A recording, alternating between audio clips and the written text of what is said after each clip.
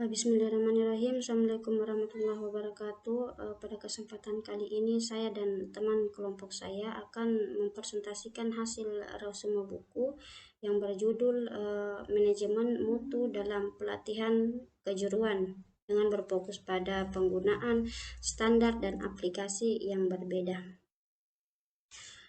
Konsep manajemen mutu dalam pelatihan kejuruan. Manajemen mutu adalah strategi organisasi dan metode manajemen yang melibatkan semua staf atau karyawan dalam berusaha untuk meningkatkan secara terus-menerus kemajuan organisasi atau lembaga pelatihan. Berikutnya, standar dan jaminan kualitas. Standar dan jaminan kualitas. Jaminan kualitas biasanya menunjukkan perbedaan untuk produk atau layanan dan standar tertentu yang ditetapkan sebelumnya, yang menetapkan kriteria untuk menilai kualitas barang atau layanan. Selanjutnya, manajemen mutu pengetahuan dan pembelajaran kelembagaan. Pada topik ini terbagi atas 3, yaitu pembelajaran kelembagaan, kedua manajemen pengetahuan, dan yang ketiga pengakuan global dan regional. Selanjutnya pada manajemen mutu lembaga pelatihan kejuruan. Pada manajemen mutu lembaga pelatihan kejuruan terbagi atas beberapa pengalaman sertifikasi mutu di lembaga pelatihan kejuruan. Yang pertama yaitu SENAI atau Layanan Pelatihan Industri Nasional. Pada SENAI atau lembaga tersebut berpusat pada bidang pelatihan kejuruan lembaga sektor industri. Pada lembaga ini mendapatkan sertifikat mutu pada tahun 1993. Kedua, SENAK atau Layanan Pelatihan Komersial Nasional yang berpusat pada bidang perencanaan dan penyediaan sumber daya dan mendapatkan sertifikat mutu pada bulan Juni tahun 2020. Selanjutnya, SENC atau Layanan Pelatihan dan Ketenagakerjaan Nasional yang berpusat pada bidang peningkatan produktivitas nasional pelatihan kejuruan yang mendapatkan sertifikat mutu pada bulan Januari tahun 2000. Selanjutnya, INTECAP atau Institut Teknisi untuk Pelatihan dan Produktivitas, yang mana pada lembaga tersebut berfokus pada pengembangan sumber daya manusia dan produktivitas nasional. Lembaga tersebut mendapatkan sertifikat mutu pada bulan November tahun 2002. Selanjutnya, KONOKER atau Dewan Standarisasi dan Sertifikasi Kompetensi Tenaga Kerja berpusat pada bidangnya yaitu penjaminan kualitas dalam proses desain, pengembangan, produksi, dan distributor produk, dan mendapatkan sertifikat mutu pada bulan Februari tahun 2000. Selanjutnya atau yang terakhir, SENATI atau Layanan Nasional Pelatihan Kerja Industri berpusat pada bidang pelatihan kejuruan tradisional dan pendidikan teknisi dan mendapatkan juga sertifikat mutu pada bulan Maret tahun 2003. Itulah tadi hasil presentasi saya dalam konsep manajemen mutu. Selanjutnya akan dilanjutkan oleh teman kelompok saya. Terima kasih. Assalamualaikum warahmatullahi wabarakatuh. Ya, terima kasih kesempatan yang diberikan. Saya akan melanjutkan pembahasan yang telah disampaikan oleh rekan saya. Pada pembahasan ini saya akan masuk pada pembahasan mengenai survei singkat tentang manajemen mutu, di mana survei singkat diterapkan ke lembaga yang memperoleh sertifikasi mutu dan beberapa ahli dalam pelajaran untuk mengidentifikasi fitur utama, variabel yang relevan, dan pembelajaran melalui proses sertifikasi mutu. Perspektif yang muncul dari survei ini telah didefinisikan dalam 7 kategori. Yang pertama yaitu motivasi utama. Di antara faktor-faktor yang mendorong dimulainya proses penjaminan mutu seringkali disebut faktor daya saing. Berikut adalah sintesis dari motivasi yang disebutkan. Yang pertama yaitu untuk menyediakan pola kualitas desain khusus untuk meningkatkan citra kelembagaan hingga mencapai pengakuan tingkat nasional maupun internasional. Untuk menemani evolusi manajemen mutu sesuai dengan dinamika perusahaan, memiliki institusi yang berkualitas dengan filosofi perbaikan secara terus-menerus, menyampaikan kepada masyarakat kemampuan lembaga untuk melakukan manajemen mutu, serta untuk membuat alat yang tersedia untuk pelaksanaan manajemen dalam suatu instansi.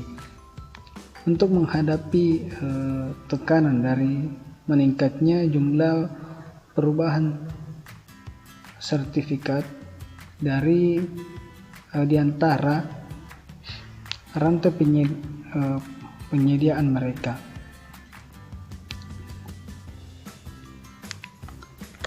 Dan yang kedua yaitu saran untuk tahapan awal, di mana pengalaman yang bervariasi memungkinkan pengumpulan saran yang berkisaran dari pengamatan ketat terhadap langkah-langkah formal yang ditetapkan untuk mencapai sertifikasi untuk masalah-masalah seperti komitmen yang memadai serta pihak-pihak yang terlibat dalam persepsi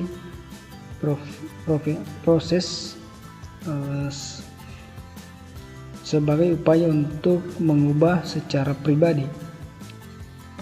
Penanggung jawab senati menunjuk bahwa beberapa saran yang disampaikan sebagai berikut. Untuk mencari partisipasi dari semua personil dan memiliki arah dengan persepsi yang jelas tentang proses sumber daya yang tersedia dan waktu yang dibutuhkan, serta memahami bahwa ini adalah proses jangka panjang.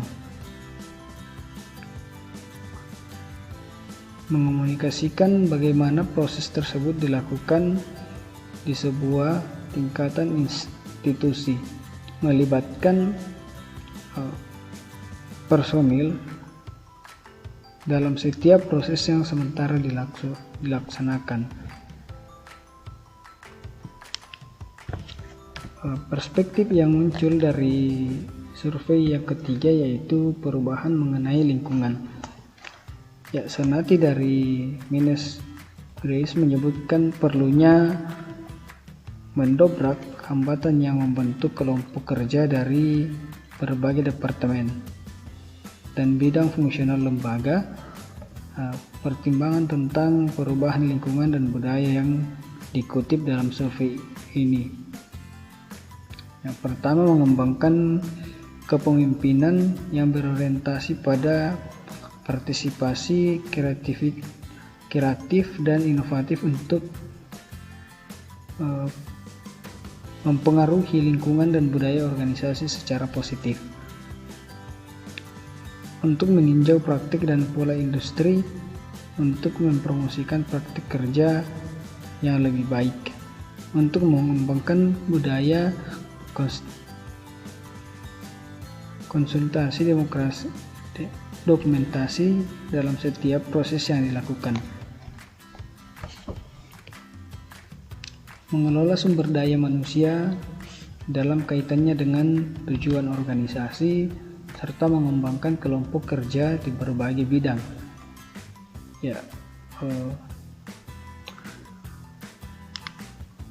Perspektif yang keempat dari survei ini yaitu bagaimana peran manajemen dalam prosesnya.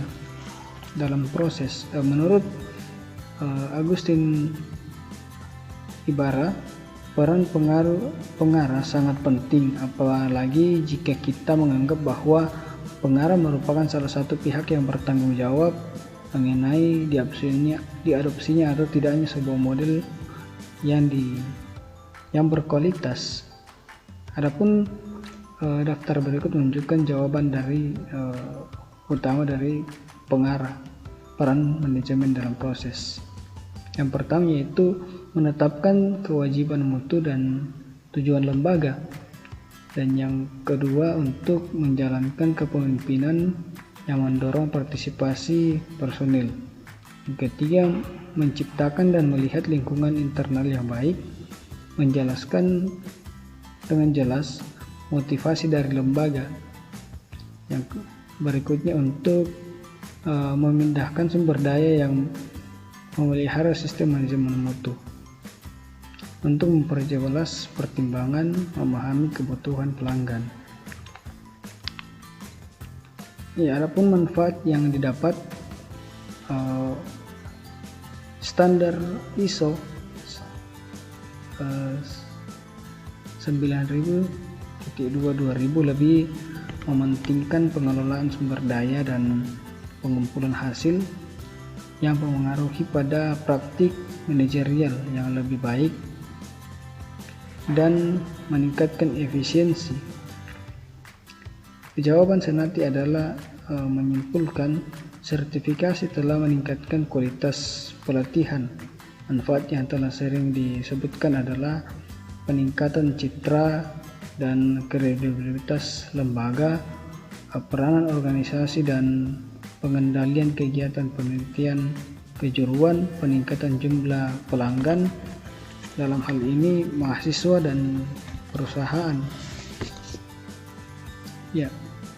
Perusahaan, pelanggan, pengukuran kepuasan pelanggan, partisipasi yang lebih baik tentang tanggung jawab, serta kualitas layanan pelatihan yang lebih baik.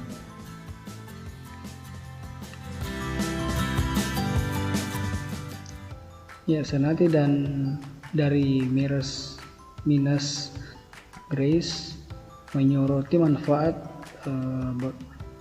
berikut bagi masyarakat. Yang pertama, menjamin jaminan yang lebih baik dari penemuan tujuan yang ditetapkan oleh undang-undang, kemungkinan evaluasi hasil yang lebih baik, dan jaminan penerapan sumber daya yang benar. Jaminan yang lebih baik dari penggunaan konsep-konsep seperti etika, kewarganegaraan, produksi dan kelanjutan dan pengurangan risiko dari lingkungan.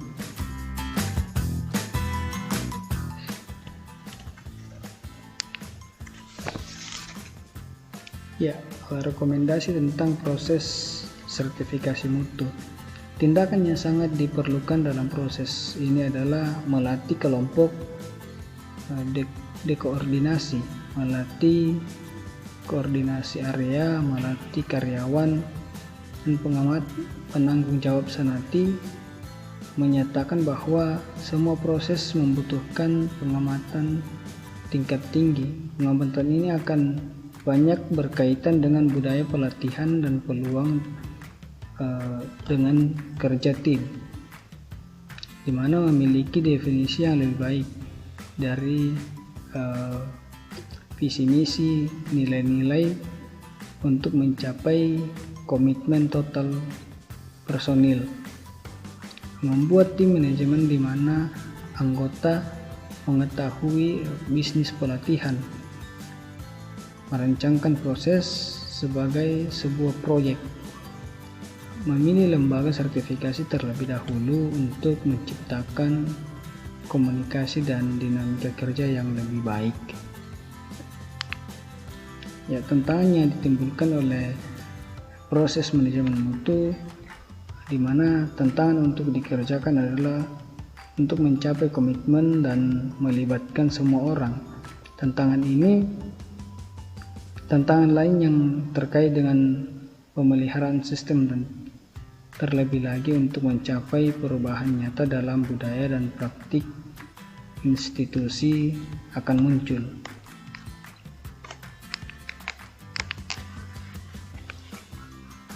Adapun 3 standar kualitas dalam perspektif dari manajemen ini, yang pertama adalah standar manajemen mutu. Yang paling dikenal secara internasional adalah kelompok standar ISO 9000. Kelompok standar ini menjelaskan cara melakukan manajemen mutu dan pengaruh sistem mutu, perbaikan berkelanjutan dari setiap lembaga. Dengan pernyataan untuk penerapan model manajemen mutu dalam organisasi tertentu dan memiliki tujuannya untuk mencapai efisiensi yang lebih baik dalam prosesnya, untuk menyediakan produk dan layanan yang memuaskan pelanggan, meningkatkan kualitas dan daya saing organisasi. Sedangkan versi 2000 dari segi standar ini telah diterbitkan dan menekankan penerapan pada organisasi jasa.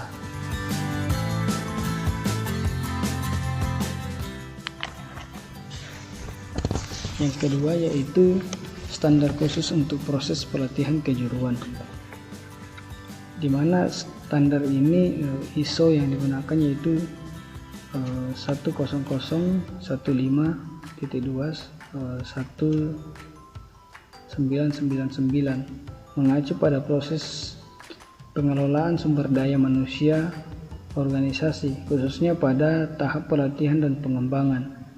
Itu tidak digunakan untuk sertifikasi.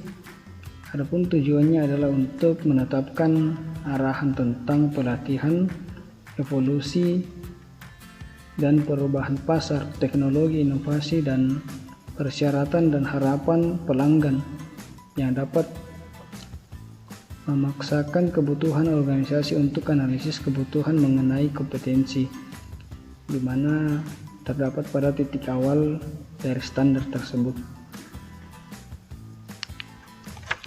Dan yang ketiga yaitu sertifikasi badan yang mengoperasikan sertifikasi